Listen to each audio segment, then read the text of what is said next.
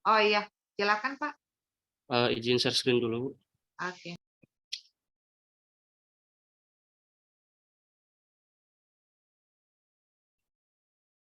Apakah sudah terlihat? Sudah Pak? Sudah, Pak. Ya. Oke, bismillahirrahmanirrahim. Assalamualaikum warahmatullahi wabarakatuh. Waalaikumsalam warahmatullahi wabarakatuh. Alhamdulillahirrahmanirrahim. Gimana kabarnya anak-anakku? Sehat semua? Alhamdulillah. Sehat, Pak. Walaupun di luar sana kadang hujan, kadang tidak ya. Semoga kondisi badan kita tetap fit dan semoga kalian juga bisa menyimak pembelajaran kali ini. Di mana sebelum kita akan masuk ke dalam materi berikutnya tentang pendudukan Jepang di Indonesia, saya meminta kalian untuk berdoa terlebih dahulu. Silahkan KM-nya. Rudi, boleh untuk memimpin doa? Oke, siap Bapak. Oke teman-teman, sebelum kita memulai pembelajaran hari ini, baiknya kita memulainya dengan doa terlebih dahulu. Berdoa dimulai.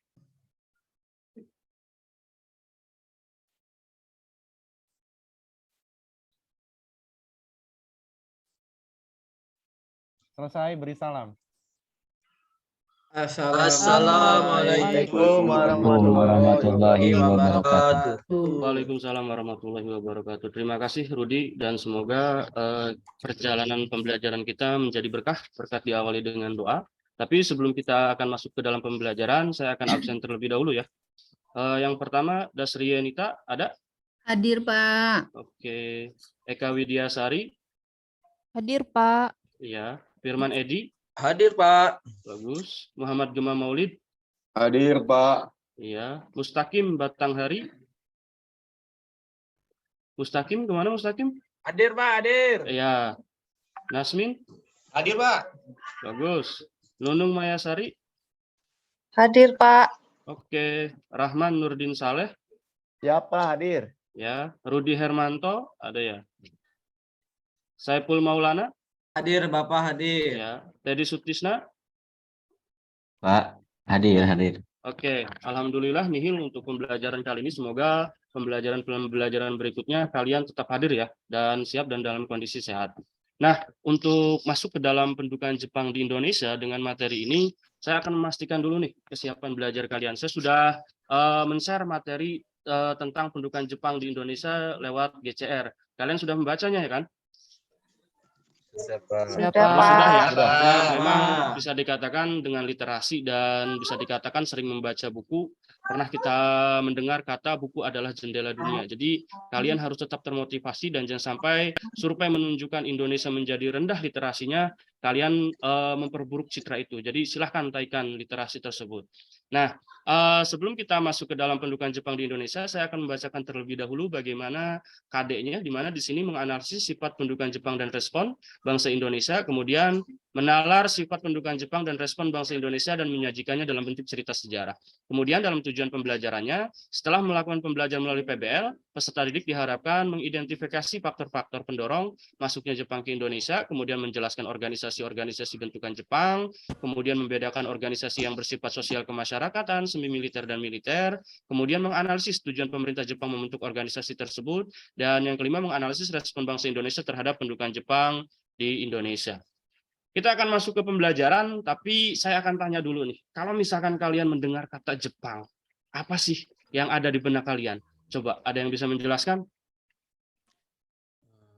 Industri otomotif, Pak Sandy. Mantap, ya. Rudi bagus. Negeri matahari terbit, Pak. Oke, negeri matahari terbit. Ada lagi yang lain? Industri Semoga robot, Sakura, Pak. Ya, negeri Sakura, benar. Ada lagi? Industri Doraemon, robot, Pak. Pak. Doraemon, Naruto. Benar-benar. Oke, saya akan tunjukkan. Budaya Ini yang disiplin, dimaksud Pak. dengan Oh. kalian kan? Ya. Iya, Pak. Kalau misalkan kita melihat Tsubasa. kartun-kartun Aduh, Bapak. seperti ini, ada Doraemon, ada One Piece, ada Naruto, dan Tsubasa. Bahkan kalau misalkan kita iya. Kalau kita melihat pertandingan Piala Dunia waktu malam, jadi sebenarnya kalau kalian tahu Jepang itu terinspirasi dari Kapten Tsubasa ini gitu. Itu hebatnya karakter orang-orang Jepang gitu. Bahkan bisa dikatakan negara Asia setelah Maroko itu Jepang bisa lolos ke Piala Dunia ya. Kasihan Spanyol Jerman nangis waktu malam. Nah, ini juga ada berbagai merek dari Jepang. Kalau misalkan kita lihat dan kita baca, itu bisa dikatakan hampir semuanya made in Jepang dan bisa dikatakan itu mendunia. Bahkan di Indonesia menjadi trend center gitu. Baik itu otomotifnya, kemudian dari motor, mobil, bahkan hal-hal pekakas lain rumah tangganya pun itu made in Jepang gitu. Itu hebatnya Jepang. Tapi kita tidak akan jauh ke sana. Kita akan melakukan sebuah bisa dikatakan problem statement dulu sebelum kita masuk ke dalam pendudukan Jepang di Indonesia. Di sini ada pertanyaan, poin pentingnya adalah bagaimana hubungan PD2. PD2 di sini bukan percaya diri ya, jadi Perang Dunia II dengan kedatangan Jepang ke Indonesia. Menurut Rahman, kira-kira ada hubungannya enggak? Kalaupun tuh ada hubungannya, kira-kira hubungannya apa, Man? Gimana Pak? Bisa diulangi pertanyaannya? Soalnya barusan agak ini sinyalnya Pak. Bagaimana Putus. hubungan Perang Dunia II dengan kedatangan Jepang di Indonesia? Oke Pak, ya. Jadi Jepang itu terlibat dalam Perang Dunia Kedua melawan Amerika Serikat ya Pak ya. Nah, untuk bisa berperang dengan Amerika, maka Jepang harus mendapatkan suplai-suplai baik itu untuk industri perangnya maupun untuk logistik pasukannya. Di antara wilayah di Asia, terutama Asia Tenggara, yang paling menjanjikan untuk memenuhi kebutuhan perang Jepang adalah wilayah Indonesia. Selain daripada itu, wilayah Indonesia juga memiliki posisi yang sangat strategis. Terutama di sini Jepang memiliki ambisi untuk menguasai wilayah Asia Pasifik. Ya, seperti itu Bapak mungkin. Mantap sekali jawaban dari Rahman ini. Keren, bagus. Kemudian kalau misalkan penjelasan dari Rahman itu, kalau misalkan kita tarik kesimpulan, jelas pasti ada hubungan antara Perang Dunia dengan Jepang. Dan ini yang mengakibatkan kedatangan Jepang ke Indonesia. Kita perhatikan di situ. Di sana ada tentara-tentara Jepang. Gak kebayang kalau misalkan itu orang-orang Korea, jadinya K-pop berarti ya. Jadi kalau misalkan di sini tentara-tentara Jepang bisa dikatakan sangat ulet, dan di sini juga ada latar belakangnya. Kenapa Jepang itu bisa datang ke Indonesia? Coba saya minta Eka bisa bacakan yang ada di layar latar belakang Oke, kedatangan baik, Jepang. Bapak. Kedatangan tentara Jepang ke Indonesia itu di latar belakangi yang pertama ada Indonesia kaya akan bahan-bahan mentah seperti minyak bumi dan batu bara. Yang keduanya Indonesia memiliki tenaga manusia dalam jumlah yang besar yang diperlukan untuk membantu perang Jepang. Dan yang ketiga, wilayah Indonesia menghasilkan banyak produksi pertanian yang dibutuhkan tentara Jepang dalam peperangan. Itu, Pak. Oke. Terima kasih Eka. Jadi benar, ini adalah latar belakang kenapa orang-orang Jepang ini datang ke Indonesia. Kita tahu sendiri kalau misalkan Indonesia itu kaya akan bahan mentah, minyak bumi dan batu bara, dan itu sangat dibutuhkan oleh Jepang terlibat dalam Perang Dunia II. Kemudian memiliki tenaga manusia juga yang penduduknya sangat besar pada saat itu. Dan kemudian yang ketiga adalah wilayah Indonesia menghasilkan banyak produksi pertanian yang dibutuhkan tentara Jepang dalam peperangan. Ini adalah latar belakang bagaimana kedatangan Jepang ke Indonesia. Kita akan masuk ke berikutnya, yaitu imperialisme Jepang di Indonesia. Kita perhatikan yang berwarna hijau itu, kalau misalkan kalian simak semua, di sana itu bisa dikatakan bagaimana Jepang melakukan imperialisme, bagaimana Jepang melakukan serangan. Karena sebelum Indonesia dijajah oleh Jepang, Indonesia itu dijajah oleh siapa dulu? Belanda, Pak. Belanda. Nah, Belanda, Pak. sama Belanda. Dan hampir semua wilayah dari Belanda itu dikuasai Jepang. Nah, coba kalian perhatikan, kalian analisis dari peta ini, dari peta Indonesia ini. Ternyata ada satu daerah yang sekarang di dalam peta Indonesia yang tidak dikuasai Jepang, tapi daerah itu masih merupakan wilayah Indonesia. Coba daerah apa kira-kira? Sulawesi, Pak. Sulawesi. Sulawesi, bagus. Ada lagi? Maluku, Pak. Maluku. Ada lagi? Papua. Papua. Coba kalian Papua. perhatikan di sana. Yang tidak berwarna hijau, yang kemudian sekarang menjadi wilayah Indonesia, Irian Jaya atau Papua kan?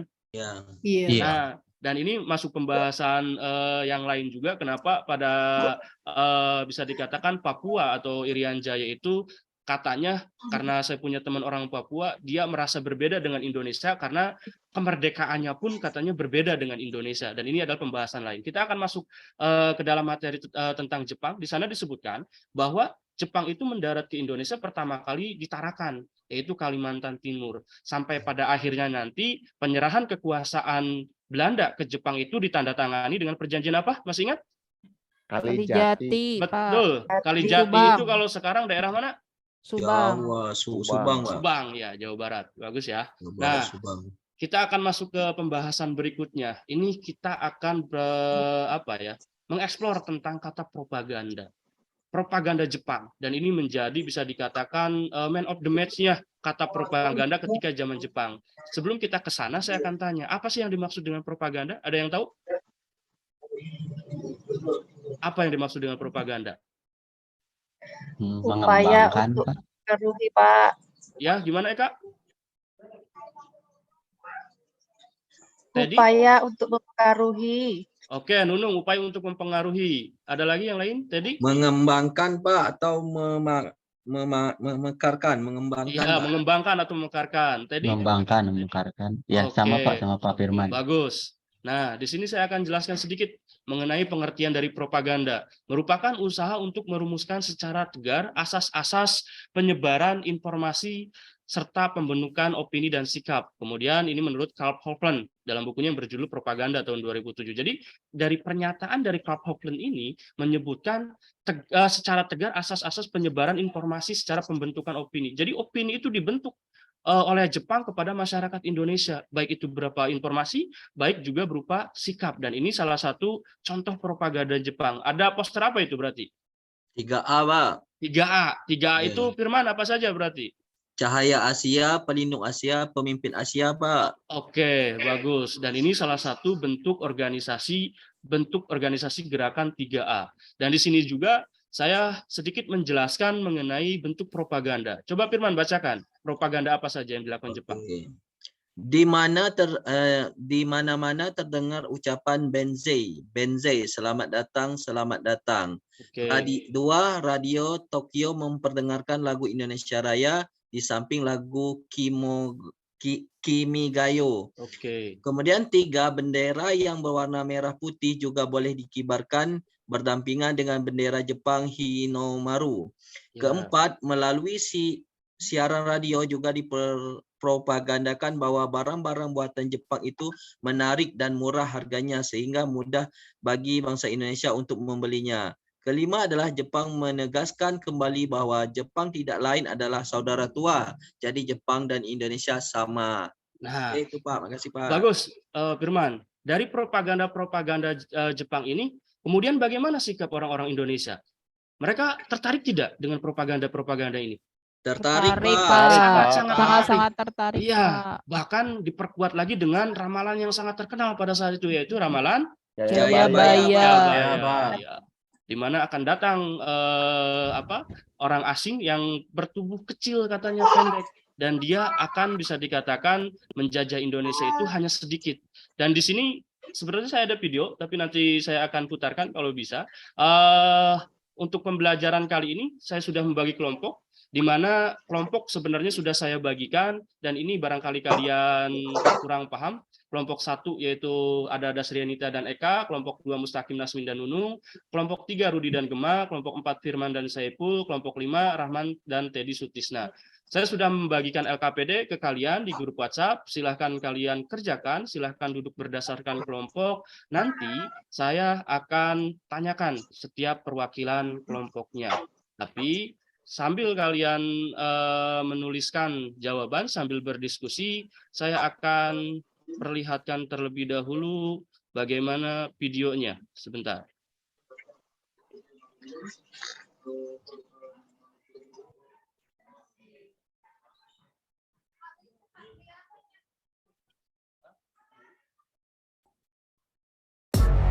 Apakah ada? Yo, what's Ada, up Pak. guys? Terdengar Kembali suaranya? lagi di channel Terdengar, saya Pak. Mantul Zaman Now. Kali ini kita akan membahas seputar penjajahan Jepang di Indonesia. Nah, kira-kira gimana sih awal mula Jepang bisa masuk hingga menjadi Indonesia? Nah, kita simak bareng-bareng ya guys. Check it out.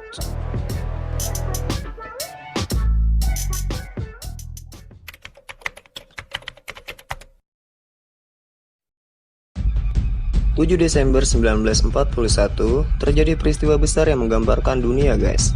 Nah pada saat itu Jepang menyerbu pangkalan laut Amerika Serikat di Pearl Harbor, Hawaii. Jepang mengerahkan seluruh potensi militernya yang mencangkup 6 kapal induk, 10 kapal perang, 65 kapal selam, 2.274 pesawat tempur, dan peralatan tempur canggih lainnya. Dengan kekuatan sebesar itu, Jepang mampu membuat pangkalan laut Amerika Serikat di Pasifik porak-poranda. Nah, aksi penyerangan Jepang ini kemudian berlanjut dengan menginvasi kawasan Asia Tenggara, termasuk Indonesia. Pada 11 Januari 1942, Jepang pertama kali menginjakan kakinya di tanah Tarakan, Kalimantan Utara, yang mana pada saat itu bangsa Belanda masih berada di wilayah Indonesia. Melihat serangan Jepang itu membuat pihak sekutu tidak tinggal diam. Sekutu kemudian membentuk komando gabungan yaitu APDACOM atau American British Dutch Australian Command yang dipimpin oleh Jenderal Sir Archibald Clark Kerr.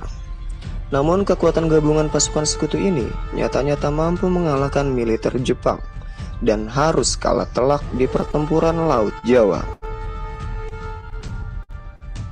Pada tanggal 1 Maret 1942, Jepang berhasil mendarat di 3 titik Pulau Jawa, yaitu di Teluk Banten, Indramayu, dan Bojonegoro.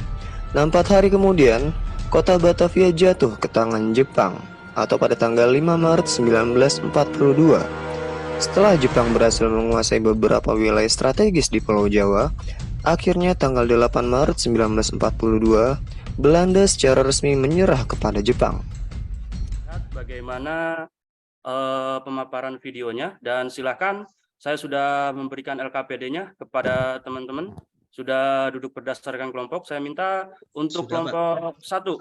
Silakan untuk Eka Iya, baik mempresentasikan. Bapak, terima kasih. Di sini kelompok kami mendapatkan pertanyaan, mengapa pada mulanya rakyat Indonesia menyambut baik kedatangan Jepang. Ini hasil dari diskusi kelompok kami. Pada mulanya rakyat Indonesia itu menyambut baik kedatangan Jepang ya, karena menganggap Jepang itu sebagai saudara tua, sehingga akan membantu Indonesia ke arah yang lebih baik lagi. Tapi rakyat Indonesia belum mengetahui sebab maksud sesungguhnya kedatangan Jepang Indonesia itu seperti apa.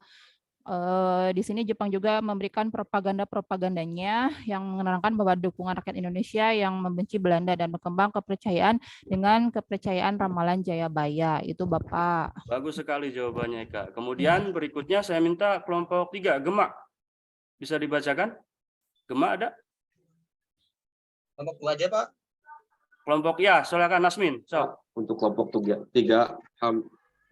siapa dulu Pak? Siapa dulu, Pak? Nasmin dulu, Nasmin. So. Oke, saya dari kelompok 2 akan menjawab pertanyaannya itu mengapa Jepang membentuk organisasi yang berbasis militer. Jepang membentuk pemerintahan militer di 3 kawasan Sumatera, Jawa, Madura, dan kawasan Indonesia Timur. Karena pada pertengahan tahun 1942 muncul keputusan dari markas besar tentara Jepang agar rakyat setempat dibatalkan dalam aktivitas pertahanan dan kemiliteran dengan tujuan membantu pemerintah Jepang di Indonesia. Kemudian membentuk pemerintahan militer menjadi 3, yaitu Angkatan Darat di Sumatera, Angkatan Darat di Jawa, dan Madura. Angkatan Laut di Indonesia bagian timur. Daerah-daerah tersebut juga ditetapkan sebagai pusat pemerintahan dan menjadi daerah yang dapat memperkuat wilayah pemerintahan Jepang. Itu Pak. Oke, bagus sekali Nasmin. Silakan Gemak, kelompok kamu. Ya, kelompok 3 Pak, hasil diskusi kelompok kami, pertanyaannya mengapa lagu Indonesia Raya awalnya diizinkan untuk dinyanyikan tetapi kemudian dilarang. Jawabannya, Jepang akhirnya melarang rakyat memperdengarkan lagu Indonesia Raya karena Jepang ingin semakin memperkuat dampak pemerintahannya terhadap rakyat Indonesia dan juga untuk menghapus pengaruh Belanda pada Indonesia. Selain itu, Jepang khawatir lagu kebangsaan akan menumbuhkan rasa nasionalisme pada rakyat Indonesia dan akan memberontak terhadap pendudukan Jepang. Itu Pak hasil kelompok kami. Bagus sekali ya jawabannya. Nah, dari pembahasan kita tadi mengenai pendudukan Jepang di Indonesia, ada yang mau menyimpulkan nggak? Kira-kira apa kesimpulan yang kita dapat dari pembelajaran ini? Rudi, bisa disimpulkan untuk pembahasan kali ini? Ya, sebentar Pak, sebentar. Sebentar saya pakai mic dulu.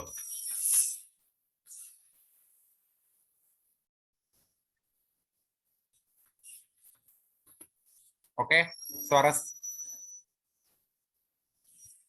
saya terdengar Bapak? Terdengar. Pak.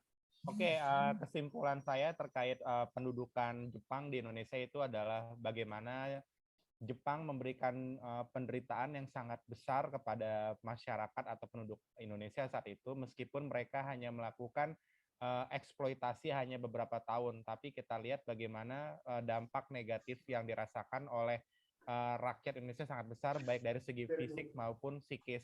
Tapi di sisi lain, Jepang juga memberikan sedikit sumbangsi kepada kehidupan Indonesia yang kita rasakan sampai sekarang, seperti bagaimana Indonesia akhirnya dapat mengenal konsep atau tatanan militer modern yang saat itu pernah diajarkan oleh Jepang. Jadi blueprint militer Indonesia hari ini mungkin dapat dikatakan 40% itu dulu diajarkan oleh pemerintah fasisme Jepang. Seperti itu Bapak Sandy. Bagus sekali. Bagaimana kesimpulan dalam pembelajaran kali ini, di mana dampak positif yang dapat kita ambil dari pendudukan Jepang di Indonesia adalah banyak sekali bisa dikatakan peninggalan-peninggalannya. Salah satunya adalah tentang militernya. Kalau misalkan kita perlihatkan, di mana di dulu itu ada yang namanya peta, dan ini adalah cikal bakal militer dari Indonesia. Nah, untuk pertemuan berikutnya, saya sudah membagikan tugas. Nanti silahkan kalian kerjakan di LKPD, dan nanti saya akan kirimkan di Google Classroom. Silahkan kalian cek tugasnya. Dan untuk pertemuan selanjutnya, saya akan terlebih dahulu bertanya tugas tersebut, dan kalian harus sudah selesai. Paham ya? Paham, Paham, Pak. Oke, terima kasih. Sebelum mengakhiri pembelajaran kali ini, saya akan pantun terlebih dahulu nih. Boleh nggak? Ya, Asik. sok, Pak. Boleh, Silakan, Pak. Pak. Boleh, Pak. Silakan. Jalan-jalan sejarah sambil membeli pepaya. Cakep. Cakep. Pulangnya Cakep, Pak. jangan lupa mampir ke Pelabuhan Ratu. Hei, Cakep. Pak. Cukup sekian belajar sejarah dengan saya. Assalamualaikum warahmatullahi wabarakatuh. Waalaikumsalam. Terima kasih, Ibu. Luar biasa. Luar biasa guru. Iya, luar biasa. Sepertinya Pak Sandy guru gaul di sekolah nih. Kayaknya banyak, pasti muridnya banyak yang suka gitu ya. Karena ngajarnya banyak menampilkan atau mengkaitkan hal-hal yang lagi up to date. Seperti misalnya pas banget tadi malam ada Piala Dunia Jepang ya, yang kebetulan Jepang menang kalau nggak salah. Saya sempat lihat sebentar. Menang, Bu. Menang ya. Saya sempat